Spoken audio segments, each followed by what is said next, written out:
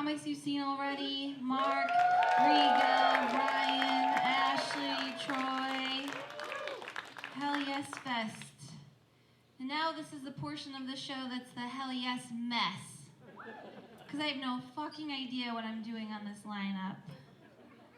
Seriously, you put two straight white girls on an all New Orleans lineup. The best of New Orleans, are you sure about that? Is this like a new mandate that they gave out after the Barbie movie? Am I like intermission Barbie? Is this the point where everyone gets up to refill their drinks? Because if you leave while a white girl is talking, it doesn't look racist? It's fine. I get it. I hear myself too. I get it. All right, so make some noise if you think you're cool. Oh, all right. So you guys are fucking cool. You guys think you're so badass. I used to be cool. I used to be like Ashley cool. Tiny shorts, tiny top, tits out, just going out getting drunk on a Monday night. Yes. Looking hot, looking thin on a steady diet of cocaine and air. Drinking each hand, making my way up to the front of the crowd, standing next to the speaker while the vibrations are blowing through my ear holes. Just fucking cool. Not giving a fuck.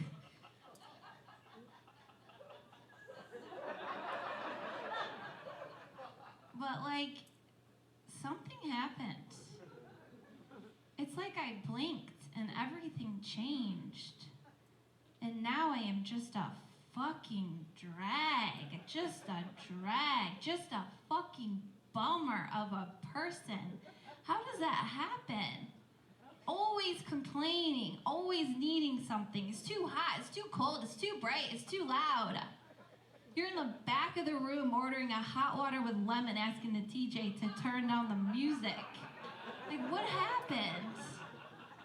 You give all your clothes away to Goodwill, and now you're just wearing stretch pants hiked up to your nipples just to keep all your old-ass, unused reproductive parts tucked in. You're wearing nothing but sports bras, real stretched out sports bras, wondering, what is a bra no longer a bra if it can't get your tits up to your elbows anymore? I mean, at that point, it's just a broken rubber band. And like going out used to be so simple. It was like everything I needed, I could fit into my tits, you know?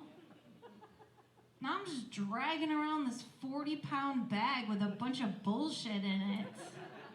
Like a massive collection of chapstick and hand cream and cuticle cream and like a saltine cracker sleeve of sanitary pads. Walgreens receipts for like taxes or something. Like a bulging wallet full of maxed out credit cards and gift cards with zero balance. Like I can actually spend them on something. I'm just like no longer the girl with like a single house key and a bunch of tiny bags of blow in her cleavage. Just the old lady at the gas station counter, holding up the line, swirling her arm around her duffel bag, looking for her Shell Rewards card so she can save 3 cents on the gallon. Such a bummer. Fuck. Yes. Make some noise if you're good at sex. Not very confident, I know. I know, right? I mean, like, nobody is. We pretend, we try. I used to try. I used to act like those porn girls, like, that everything felt good. You know?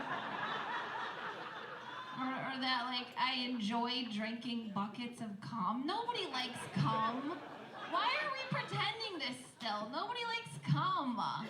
Think about it. It's just a supersized loogie coming out of someone else's body that starts out hot and then ends up cold immediately. It's fucking gross.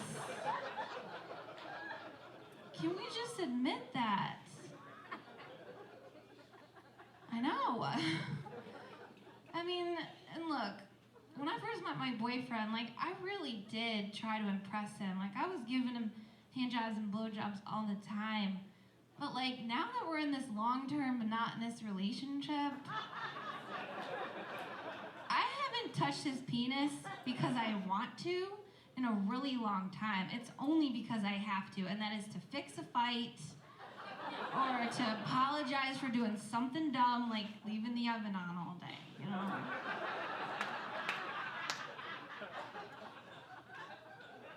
And like the poor guy, like I'm telling you, and I'm so sorry that I'm telling them this, honey, but at this point, like he's only getting foot jobs.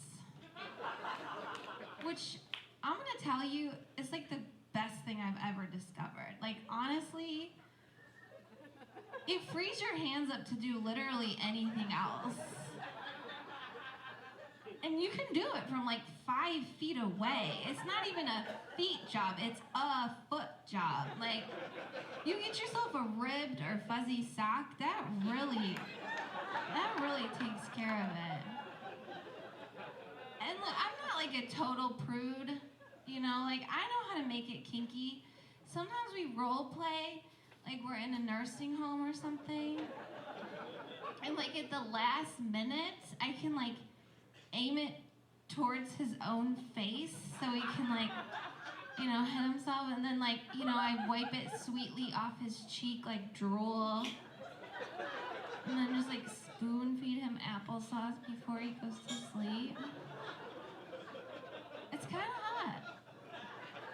Honestly, I wouldn't have been trying so hard all these years if I knew I could get everything I ever wanted with one big toe, you know? Poor guy. I do like to have normal sex, you know? I mean, like, we have sex. I mean, my favorite position is the one where I'm lying on my side, looking up something very important on my phone. And then he comes in from behind and does all the work. You know, I don't even have to stop scrolling. I can just, I'm gonna turn the brightness down. I don't wanna be rude. I don't wanna be rude. And I know what you're thinking. He's probably cheating on me. I mean, most guys would. But I don't think he is. Because he still has an iPhone 4. And it's loyalty, right? That's what I'm saying. Is it loyalty or laziness? I don't know.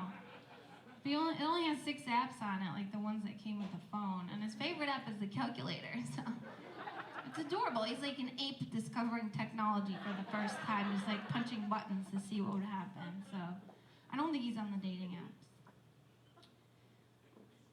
But I am so grateful. As much of a bummer of a person I am, I do have a great life. I'm so #blessed. And, you know, I mean, and it's cute how we got together.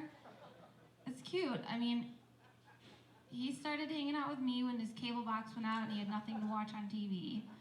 And then I moved in with him when my roof blew off for Hurricane Ida. So it was like a real trauma bonding. It's a Louisiana thing, you know.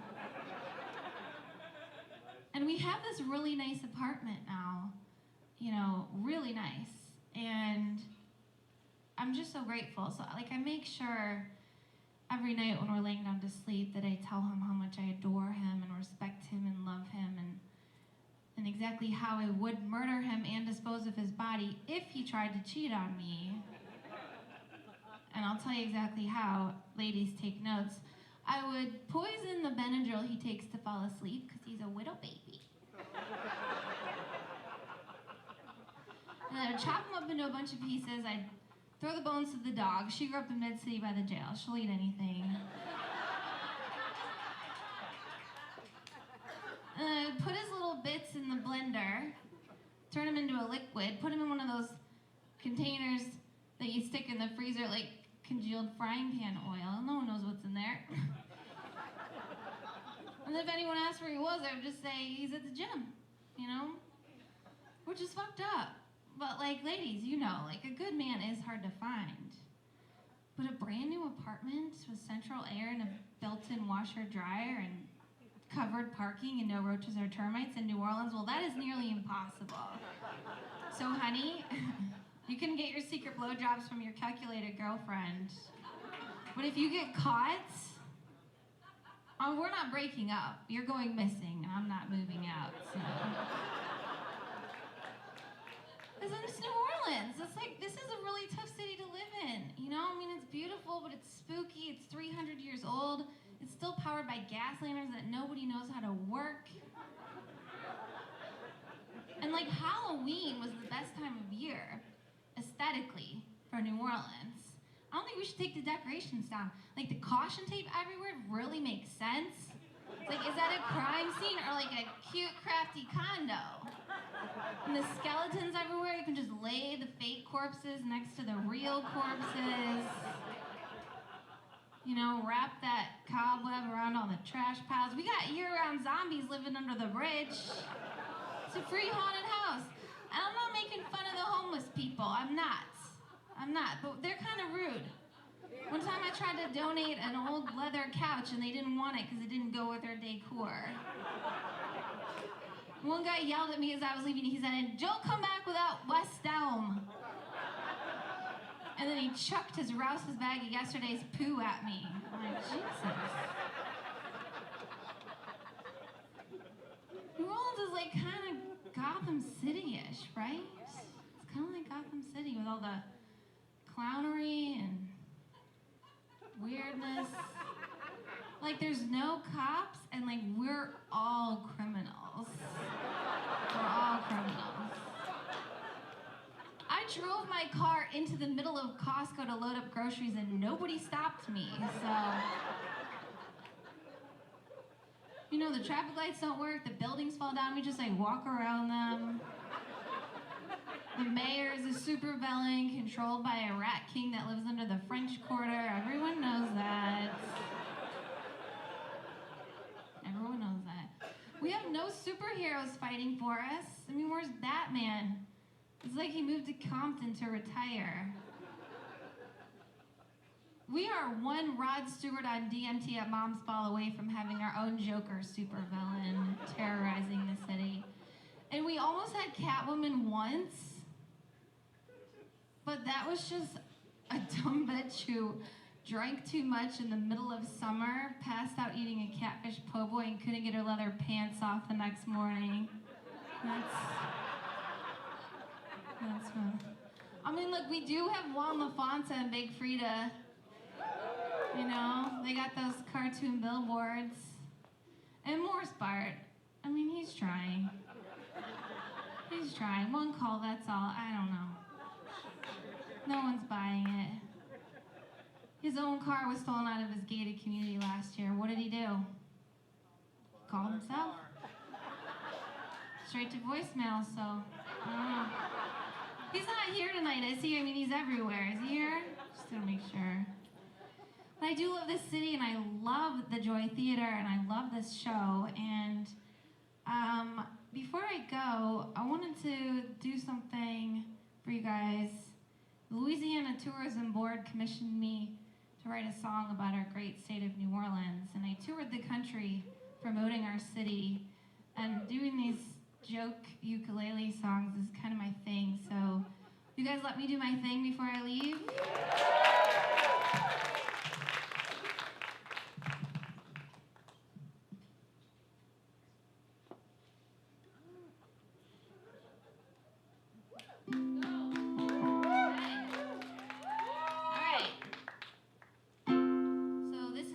Song to New Orleans. There's a magical place on the banks of the Mississippi, a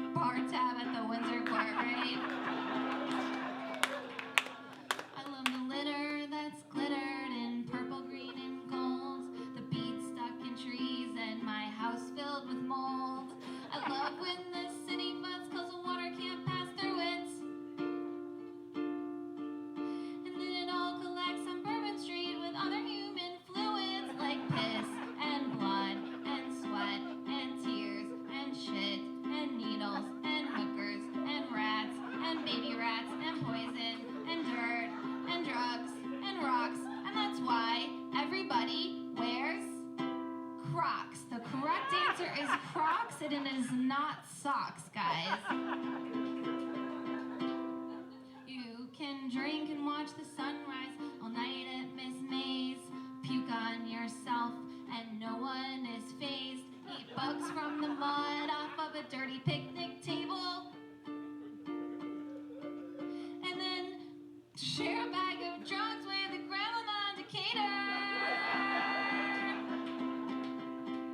Seriously, they have the best drugs, especially the ones pushing them around in a red wagon. And then there's this whole time of year when every day's a festival. You eat and drink and smoke and hope you don't snort fentanyl. It just feels so right that everything could go wrong. And while I'm singing this song, someone's stealing your car. And we're on Canal Street, so that's like definitely happening, but it was like so totally worth it, guys, right?